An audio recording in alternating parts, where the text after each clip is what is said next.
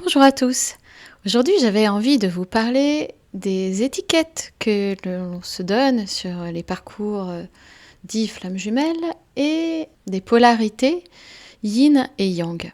Alors, il y a eu tout un débat pendant un moment sur la toile qui persiste encore, il me semble, sur l'association entre les notions de runner-chaser et les polarités yin et yang.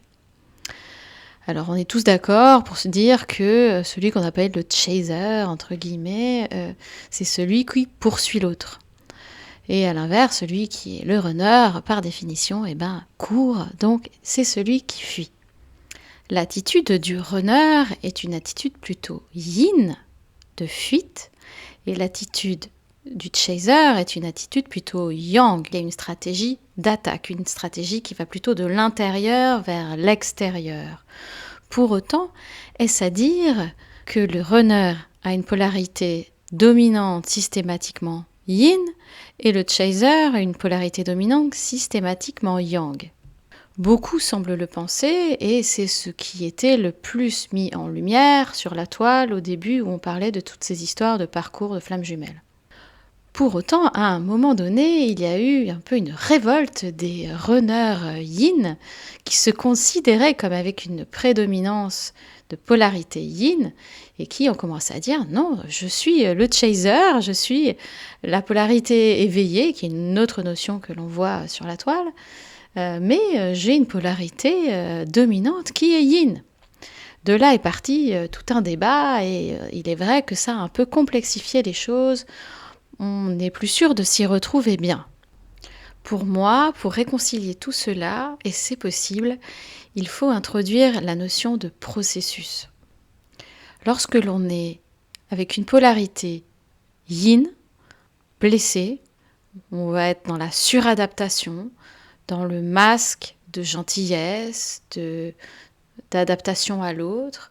Il va y avoir un moment dans notre vie où on va péter un câble et on va faire péter l'élastique. Moi, c'est ce que j'appelle régulièrement comme cela, c'est qu'il y a l'élastique qui pète et on part à l'inverse. Et d'un seul coup, quelqu'un qui avait une attitude très yin va avoir d'un seul coup une attitude très yang. Imaginez par exemple quelqu'un qui veut toujours faire plaisir à l'autre, qui veut toujours combler ses besoins, qui veut toujours être aux petits soins, qui veut toujours montrer un masque de gentillesse. Il va y avoir un moment dans la vie où elle va commencer à se dire « Waouh, j'en ai marre, je suis tout le temps en train de faire plaisir à l'autre et l'autre ne me redonne pas autant que ce que je donne. Il est ingrat, ce n'est pas juste. » Et à un moment, elle va péter un câble et elle va partir du jour au lendemain parce qu'elle ne supportera plus cette ingratitude et cette injustice.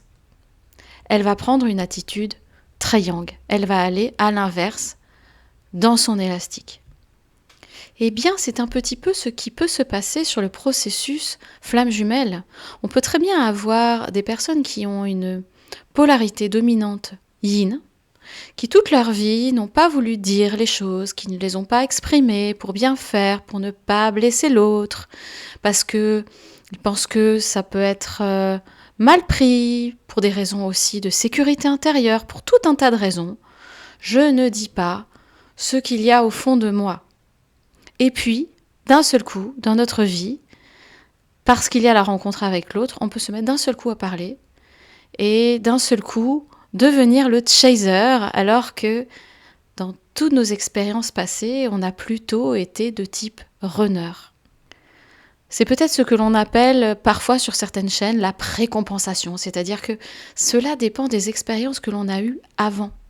Peut-être que ça va être au moment où on est prêt à faire péter l'élastique et que l'on est prêt à changer de polarité. Alors c'est peut-être aussi ce que l'on appelle le switch dans certains moments, c'est-à-dire que d'un seul coup je change d'attitude et c'est l'autre qui va commencer à avoir l'attitude de chaser et moi qui deviens runner. Pour moi c'est un peu ça, c'est l'élastique qui pète, c'est le switch. Sauf qu'en fait, au moment de la rencontre avec l'autre, on peut en être à une forme de switch dans notre vie.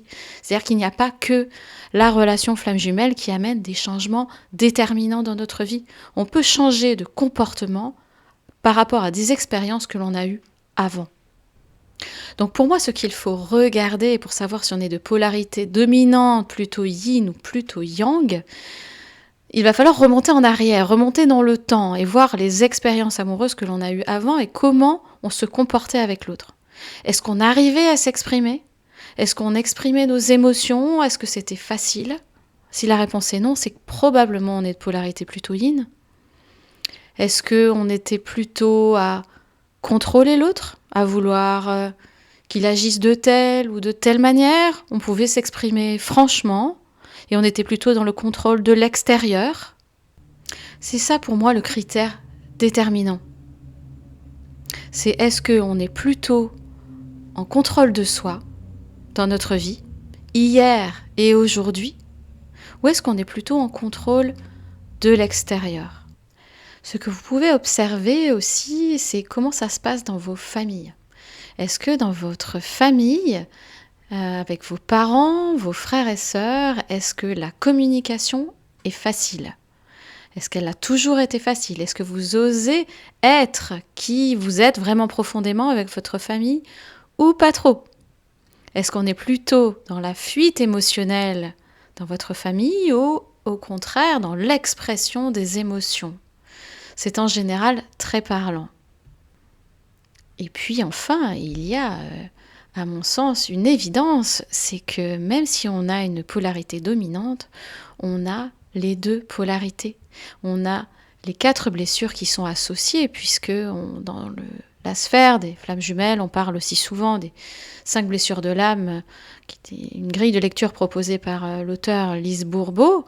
Et on associe les blessures abandon, trahison au yang et rejet, injustice au yin.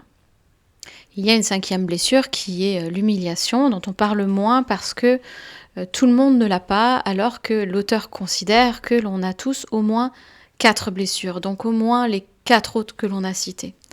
Et en fait, pour moi, l'idée, c'est vraiment comprendre comment, pour soi, les différentes blessures se manifestent. Ce n'est pas s'enorgueillir ou se glorifier avec une espèce d'étiquette qui est « je suis chaser yang » ou « chaser yin ». La question, c'est qu'est-ce qu'on en fait? Au final, l'étiquette, on s'en fiche. L'idée, c'est vraiment d'aller voir comment je fonctionne. Est-ce que j'arrive à exprimer mes émotions? Est-ce que j'ai fui plusieurs fois dans ma vie? Est-ce que, ça c'est plutôt la blessure de l'abandon, je vais quémander l'amour, je vais le chercher, je vais supplier, je vais dépendre de l'autre, c'est la dépendance affective aussi. Ou est-ce que je veux contrôler l'autre, je veux le convaincre, je veux à tout prix la relation? Et là, on est plutôt dans la blessure de la trahison. Pour moi, la façon dont les blessures se manifestent est déterminante. Et ce n'est pas la même façon pour tout le monde. En fonction de notre personnalité, la blessure de trahison, par exemple, ne va pas se manifester de la même façon. Il y a certaines associations pour moi sur le sujet, notamment sur l'association yin et yang, qui sont trop vagues, trop génériques.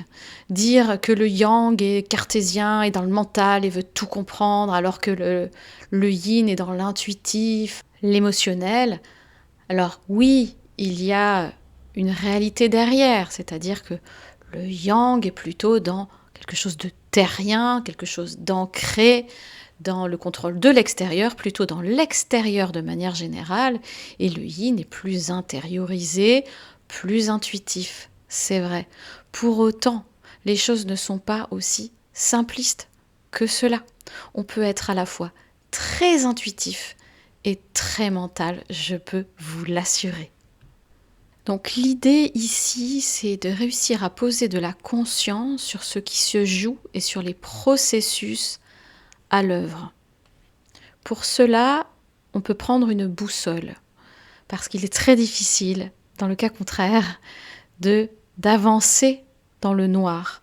Moi, je crois qu'il y a des expériences qui doivent se faire, qu'il n'y a absolument pas de recette miracle, mais que la seule chose que l'on peut faire, c'est aider à poser de la conscience sur ce qui se joue, et notamment sur notre personnalité, notre fonctionnement intérieur.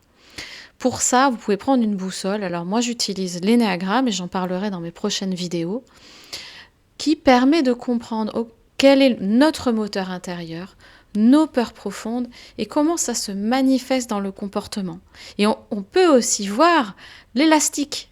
Qu'est-ce qui se passe quand l'élastique pète? Quel comportement je prends? Si j'étais plutôt yin, d'un seul coup j'ai un comportement yang.